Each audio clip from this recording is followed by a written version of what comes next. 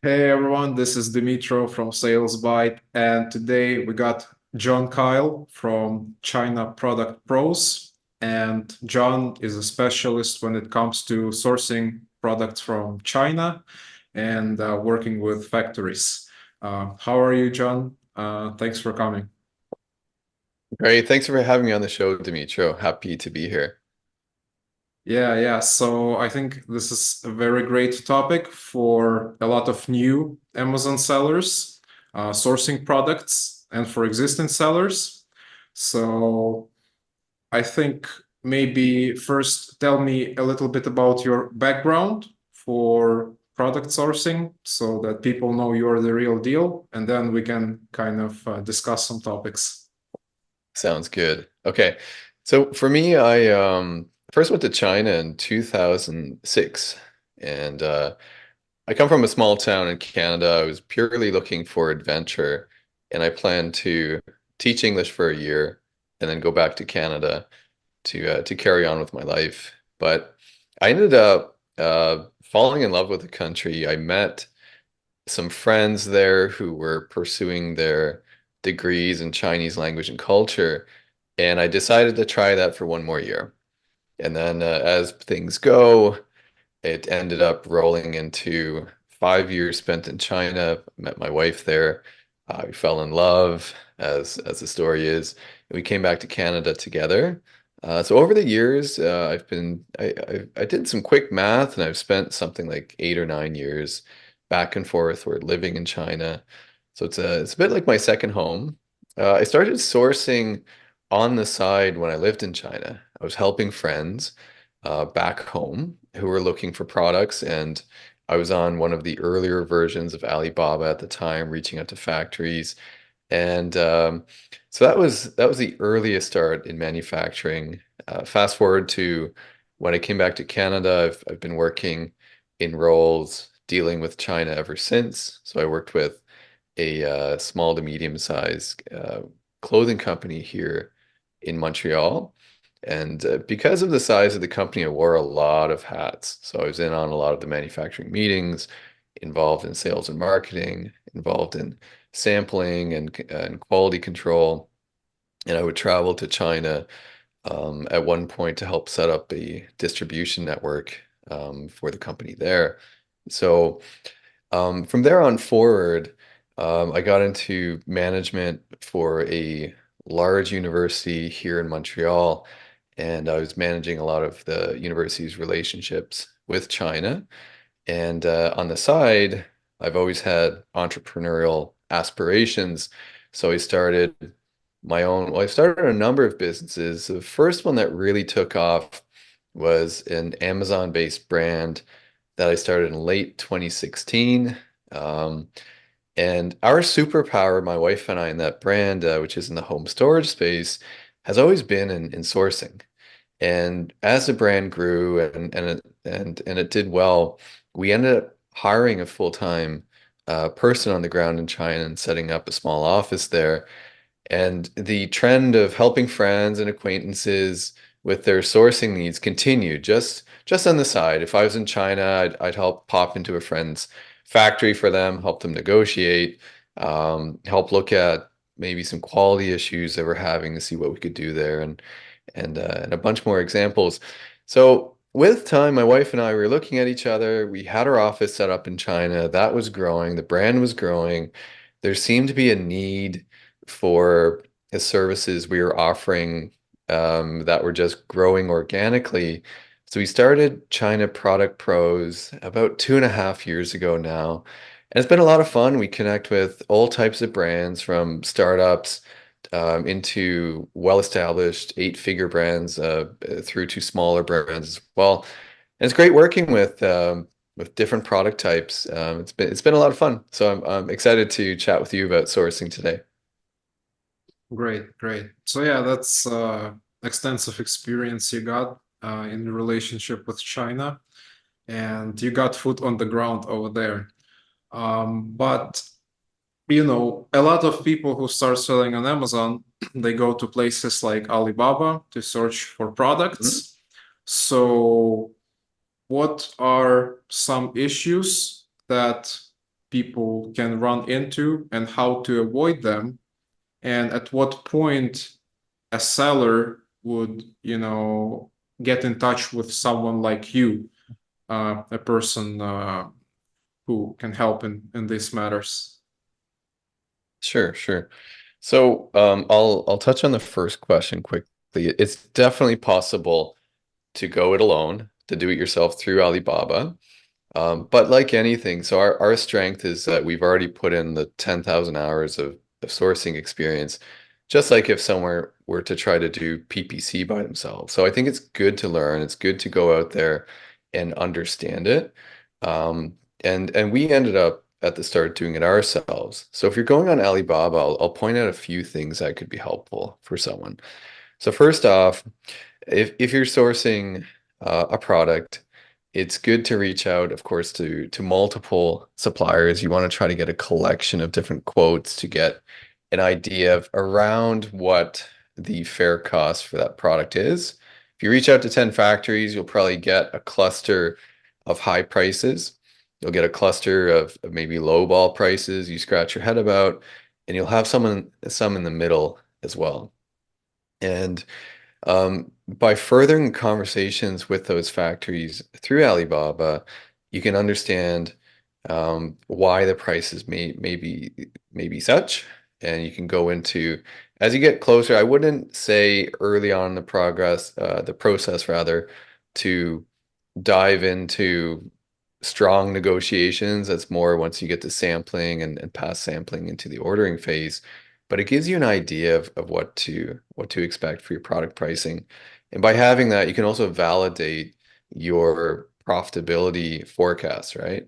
So which is a huge part of making sure you have a successful product.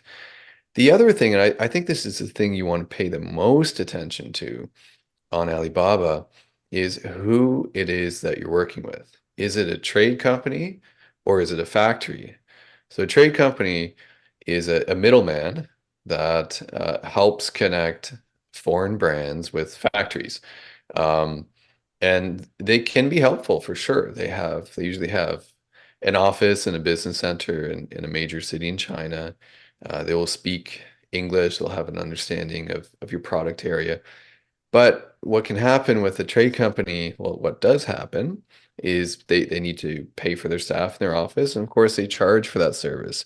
And it's usually anywhere from a 20 to a 40% markup on every single order, which is substantial. So it may be worth it for a new seller on their first order just to get their toes wet. But if you can, increasingly factories are establishing or already have export offices that offer the same services without that big markup. So when you're on Alibaba, it'll say a trading company. So if you look at the company type, it'll be trading company or factory. Sometimes it has both trading company and factory, in which case, in my experience, it usually means it's a trading company. Um, and the other benefit of working directly with a factory is that you have that direct communication. So it's it's not being filtered through a third party. You're talking right to the factory, and if you have a quality issue, you can address it and you can fix it. Whereas if you go through a trade company, for example, um, what you want may get filtered through a translation, and your actual meaning may end up being understood differently. Um, and the other thing, maybe I'll just finish on this point for trade companies. I have a bit of a beef with them. I think in some situations they can be good, but in many situations it's much, much better to go direct to factory. The last reason I'll note is consistent quality.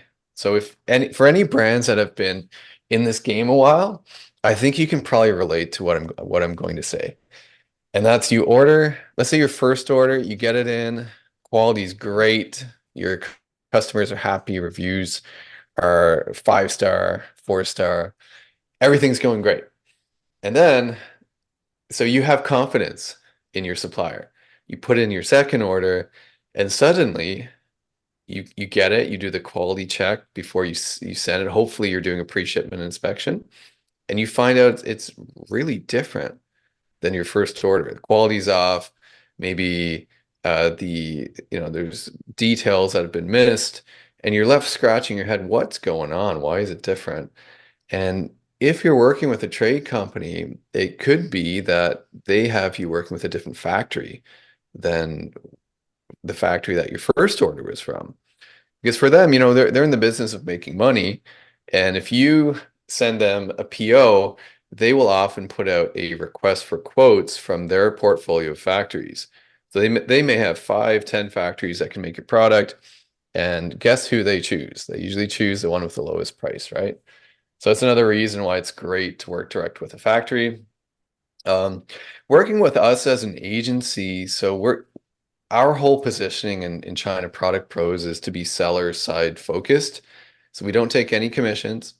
We don't take any kickbacks, which is refreshing in the industry and a big reason why we wanted to enter into the space. And so we are able to position ourselves entirely on the side of the seller. Because if you have an agency, it's just like any commission-based service, I think, introduces a bias for whoever's giving the service to want to have a higher price, a higher order quantity, or potentially to give it to a specific, in this case, factory partner. So our positioning is such that we do away with all of that. We're on the side of the seller. We're negotiating for the seller. If you want a smaller order quantity, great. We will work with you on that. And we don't care about your order size because we're not taking a commission. So I think it just creates a level of transparency. Okay, great, great. Yeah, some good advice. And on the trading companies, it's something that a lot of people are familiar with, but if you're just getting into the like sourcing game, Yeah. it's probably something that you may not be aware of. And yeah, they are like the middlemen, and that's something, for our brand, we constantly do things like design, copywriting, Mm, and we work with other agencies or freelancers, and sometimes they would be the middlemen themselves.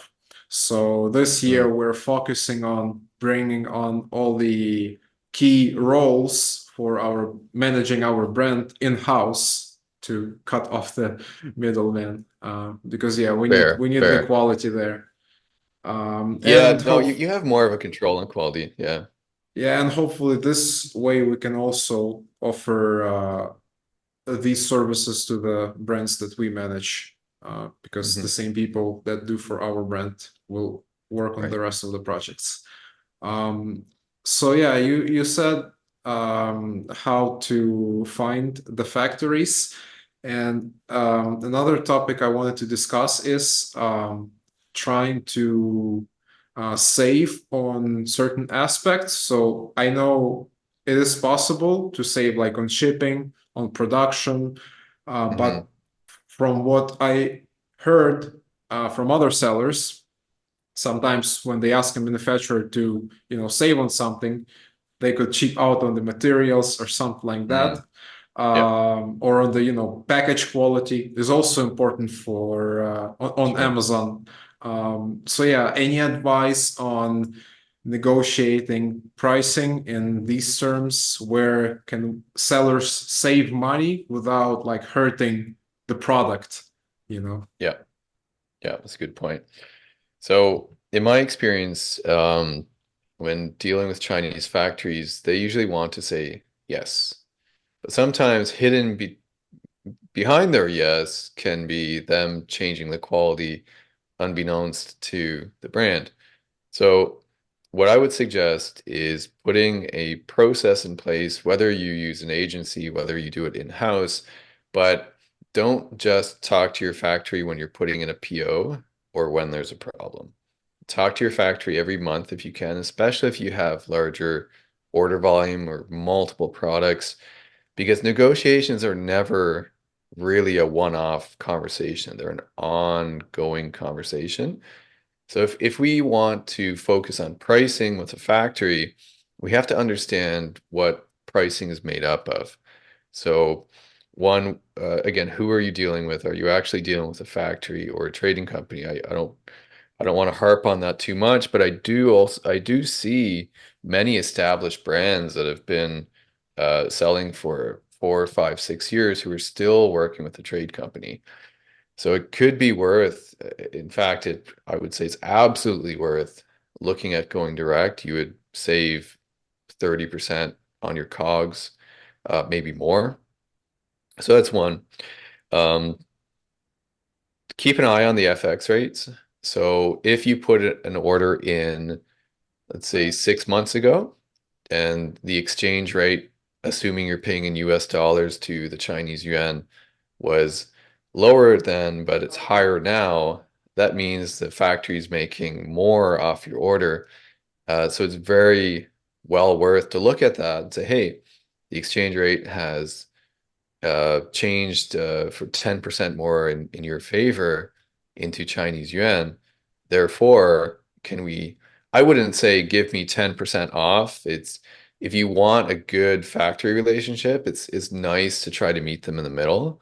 So you say, hey, why don't we split the difference? Right? So give me that 5% off. You take the 5%. Everyone's going to be happy. There is this urge in negotiation to try to squeeze because we have as business owners, I run my own brand too, so I get it. As business owners, we have a lot of stress around margins. The costs are high elsewhere in the business, and you have to find places to squeeze more margin out of. But if you want a long, good relationship with your factory, you have to try to stand in their shoes as well. So that's one. In terms of quality, so I would always if you ask for lower prices, maybe ask it as an open-ended question to start, as in, based on manufacturing my product, where do you think we could save cost to lower my per unit price? Have them answer that open-ended question, because then you can start to understand what goes into their pricing model. So they could have, let's say there's a certain type of tooling that is very labor intensive that they have to do for a small portion of your product. So through asking that question, you might discover that, hey, you know what? If I make this small change to my product that doesn't require that large amount of labor, I could save 15% on my per unit cost. And the factory's also usually happy in that instance too, because they're not losing. They're cutting that labor out, they're passing the savings on to you, they're ensuring they're getting more orders from you. So I think that's the biggest part of negotiating. It's not coming in and saying, hey, give me 15% off.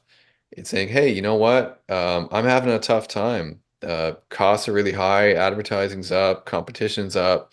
I have to price down my products, and I need to find a way with you as one of my biggest partners to help me on the cost side.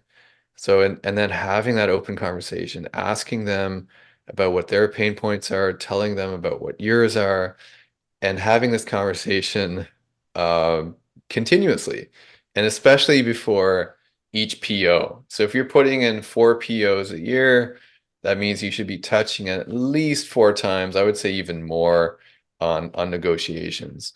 And it's very much part of Chinese business culture too. You're expected to negotiate. You won't be. I have brands who worry about rocking the boat. They think they might upset their factory by asking too often. But I'm telling you, Dimitro, we like on our team, my wife or our team in China, they'll be on the phone and like a tense negotiation. And a few minutes later, they'll be laughing and talking about their kids with the factory owner. It's part of business. It's perfectly normal to negotiate, and we should, as brands, continually do so. Yeah, yeah, I know what you're talking about. Yeah, so that's also some really great advice. And you briefly touched on the quality issues earlier. Mm. So that's what I wanted to ask you. I know Mhm. that there always will be issues with quality, like each shipment will have maybe 1% or even less percent of something wrong with the goods. Hmm. So Yeah, it's impossible, I think, to achieve perfection, but it can really depend on manufacturer, the percentage of, that unquality goods. So my question is, um, how do you negotiate with manufacturers for these kind of terms? If, let's say, all of a sudden we have a shipment yeah. with an increased rate of not quality goods or something like that. So yeah, how do you take care of that? Sure. So I'll answer kind of two ways. So the first one's prevention. It's just like medicine. You got to try for it not to happen in the first place. So something we do and any brand can do if you have the capacity is again talk to your factory more. If you have a production order and don't wait until the end to do your pre-shipment inspection, and then you're like, oh man, what happened? Why is the quality bad? If you're in there and you're asking for photos, asking for videos throughout the process. Ideally, if you're a brand, you should have your factory on WeChat. It's the easiest and quickest way to request information from your factory rep or from the owner. And ask them throughout the production. Ask them, oh, how's it going? Send me some photos. Send me some videos of what step you're at. What's next? Are you running into any challenges? And you'll be surprised. Usually if you ask those questions, they might say, "Oh, you know what? Actually, we are running into this one thing. Can I run it by you? Like, would you prefer us to do this or prefer us to do that?" Um, Ideally, factories, a good factory should be proactively reaching out to tell you, but it doesn't help, it doesn't hurt rather to give them a nudge as well. Um, so that's one thing about quality is prevention. Just and you can also do something we do for some clients is an in production inspection. So instead of just waiting again until the end, we will go in and do an audit during the production, making sure everything is going as expected to specification, and then we'll usually follow that up with a pre-shipment inspection as well. So the best way is prevention. Again, communication is key. Um, the second way, let's say if you do get into that situation where you run into quality issues, I think it's always good to have a return policy with your factory. And our approach to this is any units that are returned by customers with our brand, and we often suggest the same for our clients, and it works well for them. Any unit that is refunded because of a manufacturer defect. We log this. We have a process where we log it. And so we have an ongoing list of defects. We have the order number. We try as much as possible to get pictures from clients or from customers rather. So then when it comes time to put in the next PO, we can reach out to the factory and say, hey, this is our list of defective goods, and they will then replace those with additional units. This is a conversation you need to have ahead of time, of course. You can say, hey, this is our expectation. Um, Obviously, we don't want to abuse that and include returns that are because the customer didn't like the color.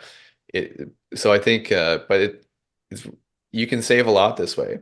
Assuming your manufacturer defect rate is 1, 2%, and you're selling, I don't know, a few $100,000 of kind of on the cost of goods side of goods, then you stand to make back thousands of dollars in replacement product, right?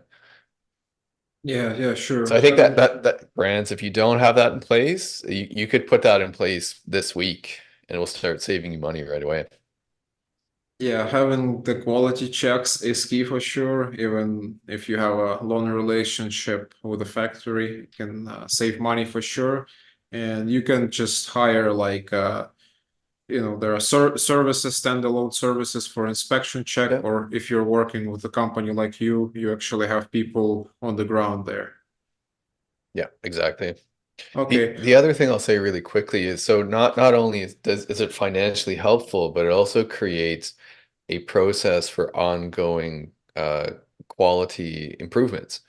So as you communicate before the PO to your factory, this is my list of defects.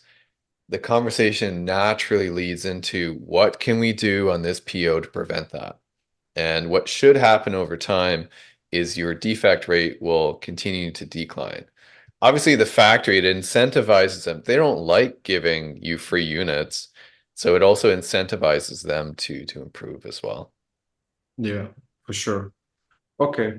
So one thing is sourcing, finding new products, but what a lot of Amazon sellers may be concerned is when you found a good product and you've been selling it for years, then you want to protect your designs, maybe protect even some patents that you had to invent for your product.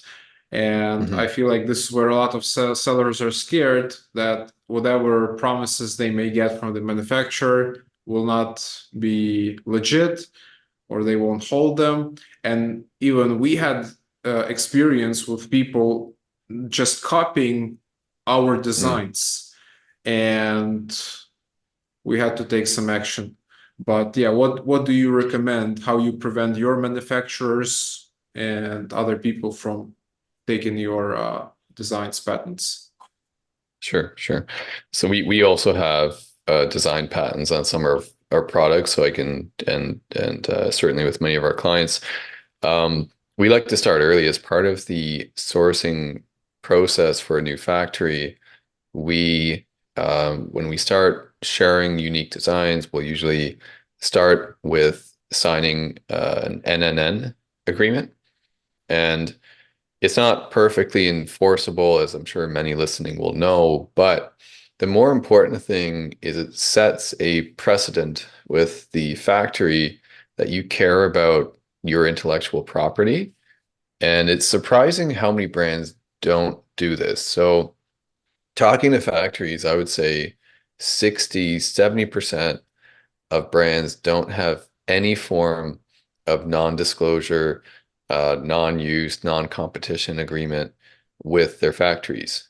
So therefore, 60 or 70% of brands are lower hanging fruit for a factory that may want to use their designs. So just by having them sign that, again, enforceability is difficult. It's not impossible if you have the money um, to fight a legal battle in China. But I think most brands may not have that war chest for fighting against a factory. So, but having that contract, it sets you up on a good first step with a factory. And from there, it's important to continue to ask questions. Some things we might assume may be different in reality. So we may assume that our product is just being made for us.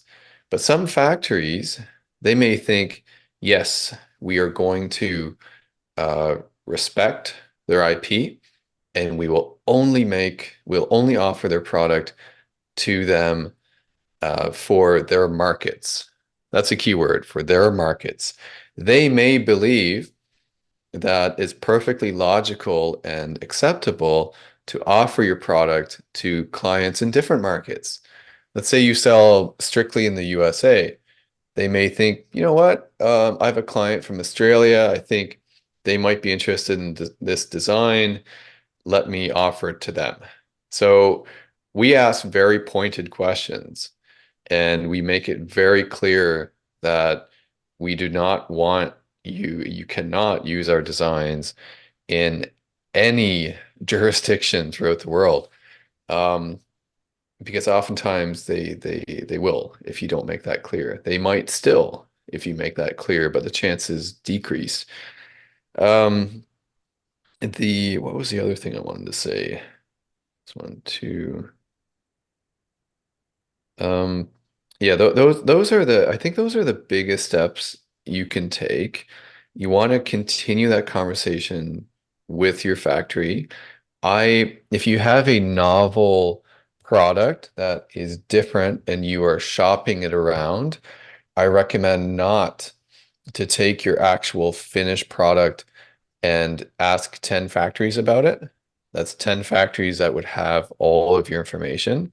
Rather, use a like version that's already for sale in the market, start getting quotes, start getting a sense of who you might want to work with. And then when you get past the quote stage and you want to move it forward to prototyping and sampling, have your NNN signed by two, three shortlisted factories, and then and only then do you share your final design. So as brands, we can also take some smart steps to ensure we're not leaking too much about our product too early on in the process. Okay, okay, thanks. That's some great advice. So the next question I have is, and I'm sure you also know a lot about it, is about shipping.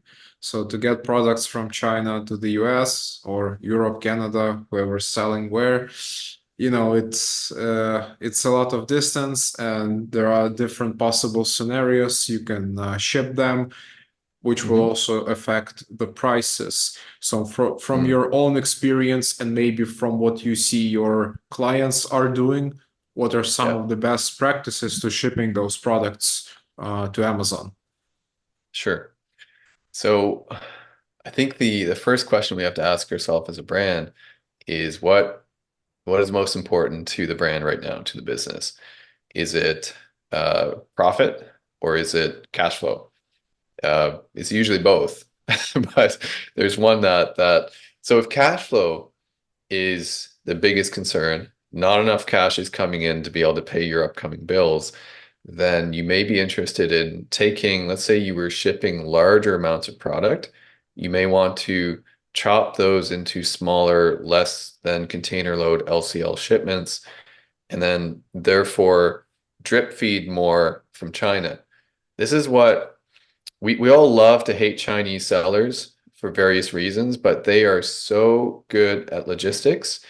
And if we can learn anything from them, it's to hold a lot of your product in China, either with your factory or through or with a 3PL, and drip feed direct from China to Amazon FBA.